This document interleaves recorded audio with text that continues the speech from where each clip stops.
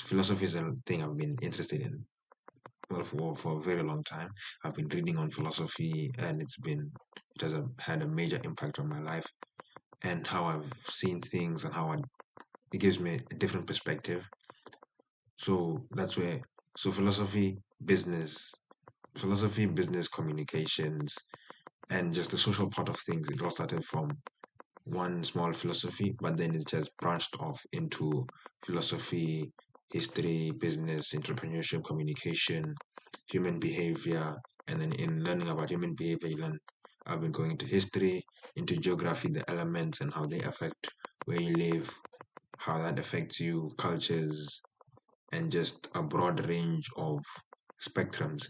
And then another one is, I guess, it's economics, combining my business interest with my interest for how people work and who they are, and just seeing how money works, as well as how it's managed, how the economy flows, how it works. One thing about me is that there are many things that I enjoy and have an interest in that they each could branch off into their own thing. Right now, there is, I guess, as well, electricity and not, well, to be more specific, electronics, web programming, and yeah, having all of these things. I sort of treat them as interests and hobbies. And the main thing for me is to build a life whereby I am able to learn all of these things at once, but not be shackled, I guess, and shackled by perhaps not having enough money, not having enough, well, just being shackled by the situation that I'm in and not being able to do what I want to do in a specific time. So that would be my main driving goal, and perhaps that would be why I started my own thing and learning on the side with business and entrepreneurship, because I feel that's the best way to go about it, where you can actually control what you do, how you do it, and it gives you the most control over what you want your life to become, as well as the personality benefits of it, as well with the improvements that it gives you, how you improve as a person, and it just benefits you all around, personality wise and person wise, because in order to become bigger and better in business, you personally have to cut and polish and sharpen yourself internally and grow and improve past certain points and levels as a person, just to be able to think of things a different way, to read, to learn how to do certain things, how people work, etc. And just learning that and constantly building and grinding and just improving yourself on a personal level, that even though, so now the money you make is sort of also a reference point that you can use for your own personality. Sure, it may not be, that's not exactly true, in the sense that your money isn't exactly tied to who you are, especially after you've been doing things and learning. But once the money is sort of a reference that you can use, or an indication that you can use to grow, and that you can use to show that you're growing and you're leveling up, even if, and that as a person you're growing, you're learning new skills. Of course, that's just for me the way I am going about it, and just learning the skills and then putting them to practice, seeing where I learn, seeing how they work. I guess a caveat to that, I've been doing things in a long term format, as in looking into the long term instead of the short term. So the long term way of going about things it's been something that I've been thinking about, and it's just like not really think I haven't been really been thinking about it, but it just has stood out as something that might need just a bit of change and some tweaking here and there, but not really. It's not really something I see as a problem, just something to think about, especially now, since as an adult, or well, going to become an adult and now having your own decisions, your own life, having your own decision, you're going to have times whereby you need the cash now, regardless of how much money you make. There will be times you need to be able to manage your money in such a way that you're able to cover your own expenses go without having to go and then strangle yourself mentally and monetarily and with your finances, and not having to make decisions and deals that would really ruin your life in in the long term. So that's one thing I guess I'd have to. It's a balance, I guess, between long term and short term. I live in South Africa and I'm doing electrical engineering. That's my course. That's the course that I'm doing, and it's my first year in varsity. It's doesn't been doesn't been as difficult as you'd expect your first year to be, but it's been tough. It's had a lot of ups and downs, a lot of ins and outs, a lot of growing social interaction that I've had to learn from, and just a different change to how social it is in high school between the change in varsity and how things are in varsity, and just the gels as well. Then it hasn't been a difficult transition period, I'd say. There's been some very highs and lows, but not been as difficult as you'd normally think. It just perhaps maybe where I put managing my attention and where I put it has been one thing to learn, especially this year.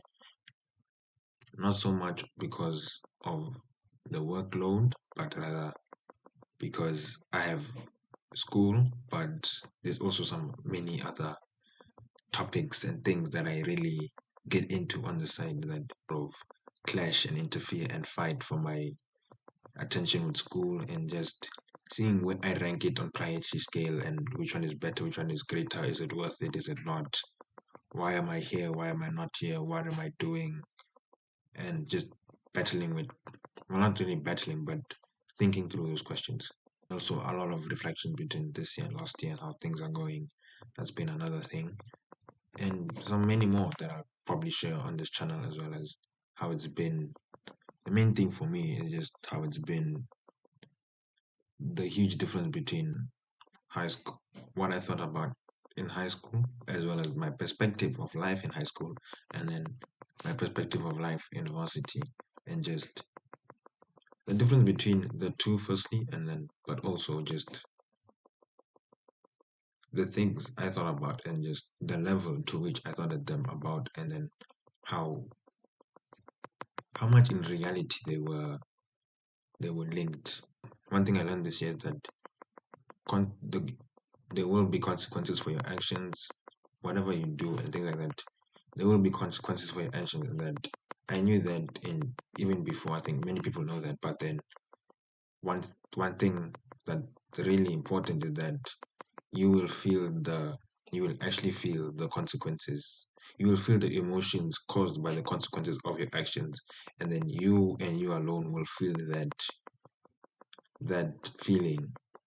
Especially if the thing is caused by you, you will be the one that actually is the one that feels that emotion, and that no one else will actually feel it. And then it's not it's not exactly an isolating feeling, but it's one that actually sort of brings you.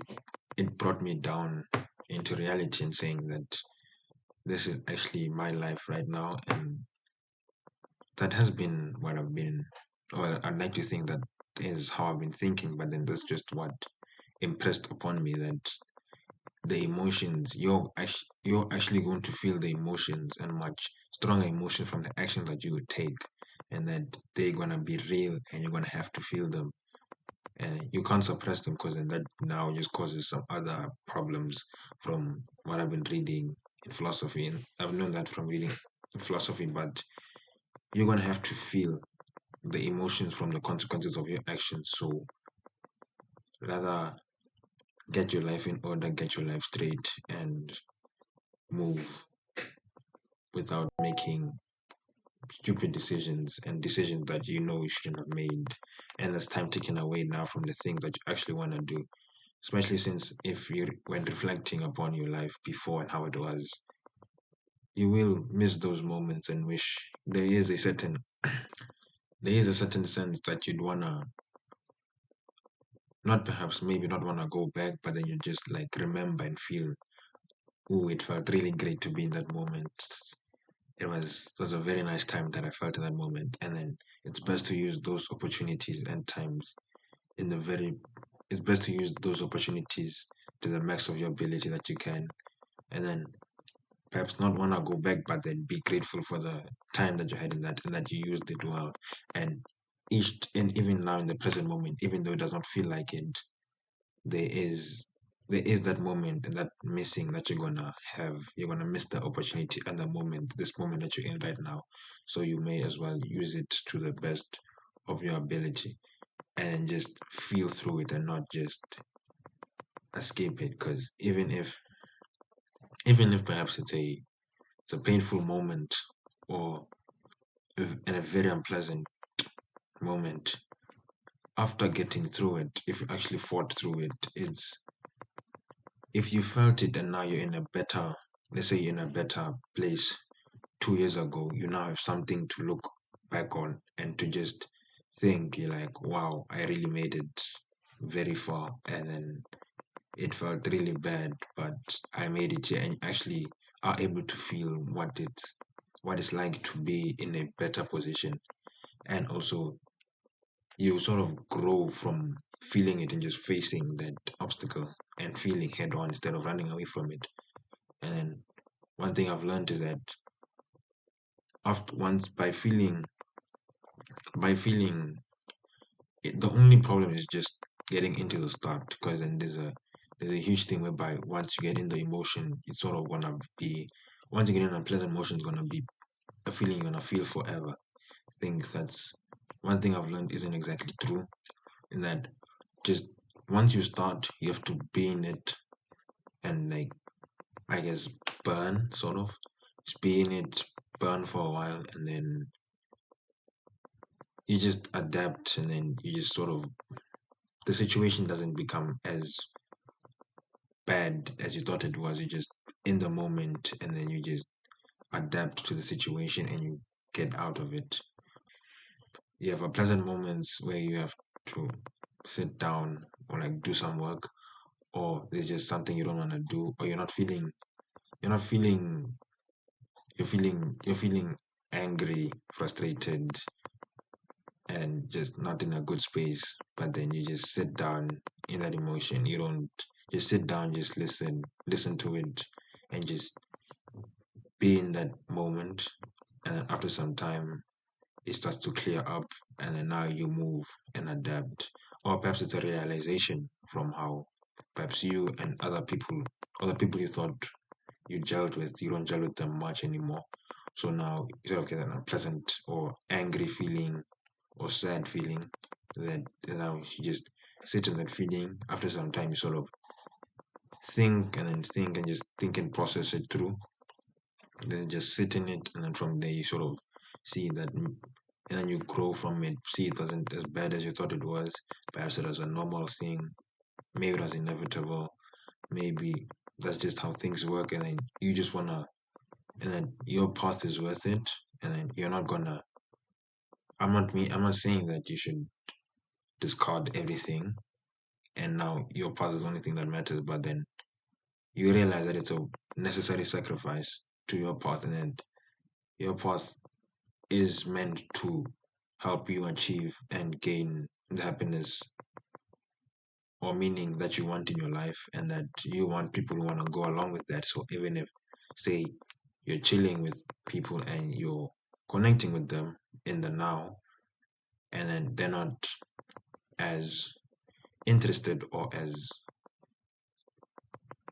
connected or moved, they're not as interested or as ambitious about your goal as you are, and they're not exactly supportive of it, you can still move and go down your own path and your own journey, knowing that you want people who wanna be with you on your role, who are committed to the work that you're doing and that you want to do, and the improvement that you want on your own life, and just working on that. So even if you may feel unpleasantment from the realization of it, you can still continue moving forward from that, and just moving forward and just seeing and accepting that the situation you're in, accepting it and just taking it, processing it, growing from that as a person, and just continuing to move forward and seeing how things work from there.